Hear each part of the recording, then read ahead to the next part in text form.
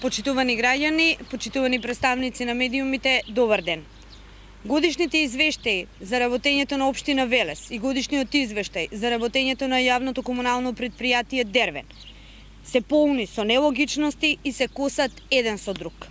Во годишниот извештај за работење на општина Велес стои дека за одржување на јавната комунална хигиена во Велес се вложени, односно реализирани, само 1.030.833 денари, а биле планирани да се вложат цели 10 милиони денари. Тоа е реализација од само 10%.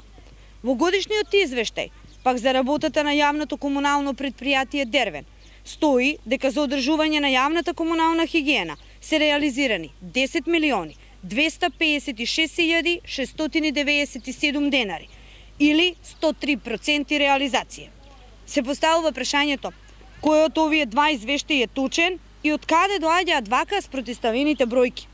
Доколку внимателно се проучат извештаите, одговорите за ваквите бројки најверојатно се поради следнија причини. ЈКП Дервен ги изработил сите работни налози кои му ги дала општина Велес по однос на остварување на програмата за одржување на јавна комунална хигиена и фактурирал на општина Велес 10 милиони денари и за тие фактурирани пари платил и данок на државата. Од друга страна пак, општина Велес му останала должна на ЈКП Дервен цели 8.969.167 денари, пари кои добро би му дошле на предпријатието кое работи со возила стари над 30 години. Значи, општина Велес останала должна на Дервен безмалку цели 9 милиони денари за остварена јавна комунална хигиена, а згоре на тоа Дервен платил и данок на државата за пари кои што никогаш не ги добил.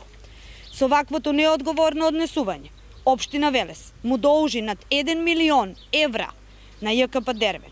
Ваквото расипничко однесување со парите на граѓаните е недозволиво. По промените на централната власт, наскоро доаѓаат промени и на локално ниво. Новата локална власт ќе се однесува одговорно кон општинскиот буџет и јавните претпријатија во општината и ќе работи единствено, потенцирам, единствено за интересите на граѓаните. Прашања?